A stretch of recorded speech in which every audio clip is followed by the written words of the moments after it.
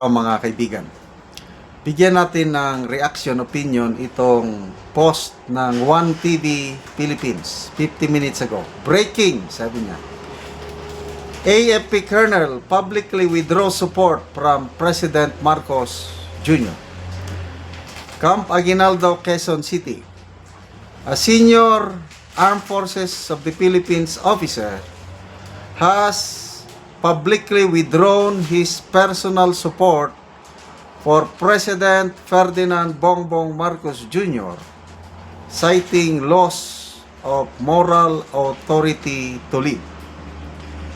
Colonel Audi A. Mongao, a 34-year AFP veteran and current director of the Training Development Center under the AFP Training Command, made the statement in a social media post.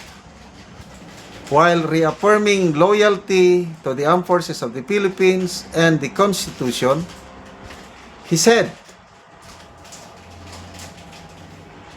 President Marcos Jr. had lost his moral ascendancy to lead the Armed Forces of the Philippines as Commander-in-Chief and govern the Filipino people. The colonel ended his post with sobra na, tama na, and mabuhay ang Pilipinas. Colonel Mongao has held key training and command positions, including leadership roles in Training Support Group and the 15th Infantry Battalion. His public declaration has drawn attention due to strict military rules limiting political commentary by active duty officers. As of this writing, neither Malacanang nor AFP leadership has issued an official response. So, magbasa lang ako sa mga comments ha. Simbe Ramboyon, sabi niya, so rare, may bayag ito. Knowing the consequences of his actuations and pronouncement, when will others will learn? Okay, sumagot si MG De La Cruz. Di ko akalain na may isang sundalo hindi nakatiis sa korupsyon. Joseph Bermodo. We salute you, sir, for a heroic move. Sana AFP, PNP, Air Force, Navy ay aaklas na rin. Gerardo Balmoha. Bopol, supporting the Constitution is synonymous to supporting the duly elected government. Manoj Jeja. Such a rarity. My admiration and respect. Just curious though, has he resigned? Sa pagkakaintindi ko, hindi pa siya resign. Kasi nga active. Siya yung Training Development Center head sa Training Command ng AFP. Okay. Ni-research ko, is Colonel Mongao a PMA graduate? Lumabas sa Google, yes. He is a member of PMA class of 1992. Ang mga nakaposisyon ngayon, karamihan class 91 and 92. Kaibigan kong division commander sa 4th Infantry Division sa Cagayan de Oro is member of PMA class of 1992. So, very rare talaga ito. Ako, hindi ko inaasahan na mayroong isang active duty officer, PMA, na mag-withdraw ng support sa Pangulo. Alam ko, bago niya ginawa ito, pinag-aralan muna niya ang consequences.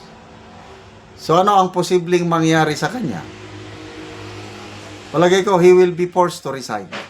Or, I don't know kung sasampaan ba siya, i-trial ba siya ng court martial. Very, ito ngayon?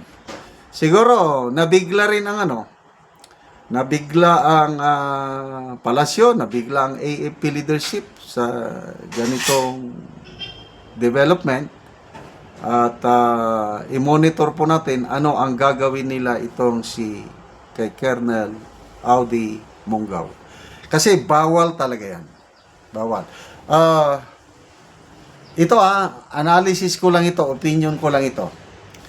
Baka naman baka naman nag-submit na siya ng early retirement.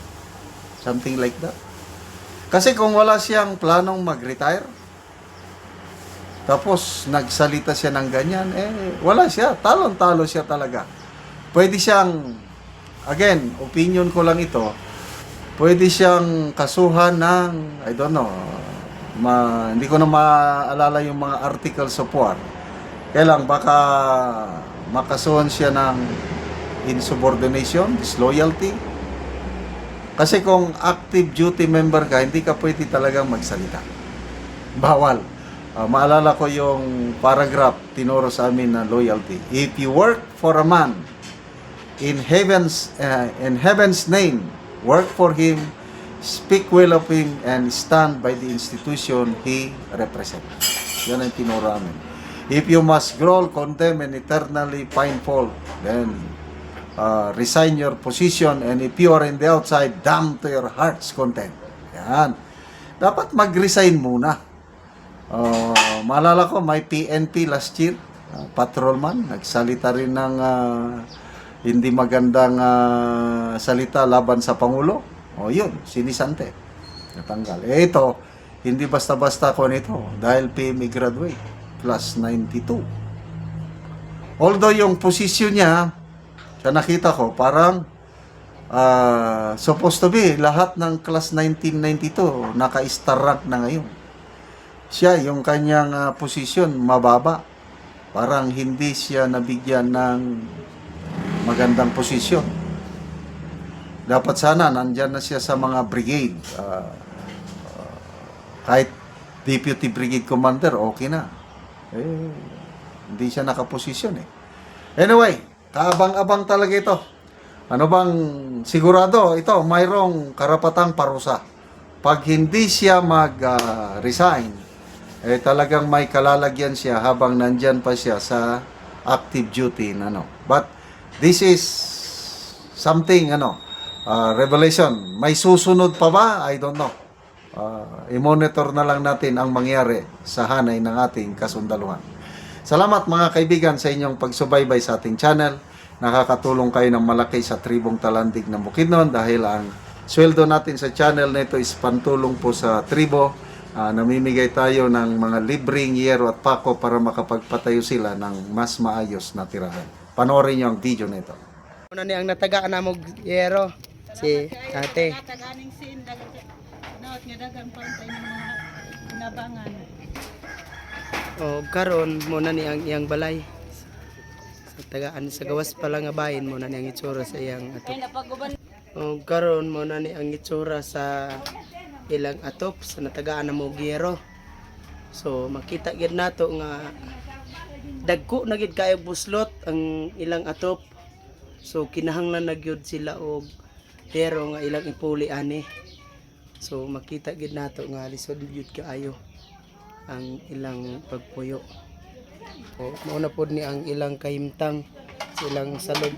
Tungod sa sigig kaulanan ang ilang salog, so kuan na gyud kanang malata na. Ano ni ang ilang kahimtang, ilang abuhan, kusina nila, ulan na pod. So muna ni ang tubig nga nasalod sa ulan. Mga karaan na gid kayo nga yero. Karon ate, pila na ni katuig ang inyong balay, ang inyong atop nga yero nga inani na gyud ang hitsura dako na kaayo og mga buslot. 10 years na ni. So 10 years. Ngano man sa kadugayon wala gyud mo na kapalit og yero para lang nga makaatop mo. Tungod kay ang among kita igor amang gikuan igor among kadadlaw nga panginahanglan sa among pagkaon. So taman ra gyud mo sa pagkaon. So dili na wala gyud mo na kuan wala budget. wala gyud mo naka-budget para lang nga makaatop mo. So unsa day ang trabaho sa imong bana? kuan ra farmer Mag-uuma lang. o mag-uuma. Oo, so lisod gyud. So, Sura. mm, Dagang salamat sa Ginoo ug sa nagtabang ani nga sa sin karon makaayo na maayo na gid ang mga buwan. so dili na. Gid mi matuluan. Oo. So salamat. Salamat. Mm.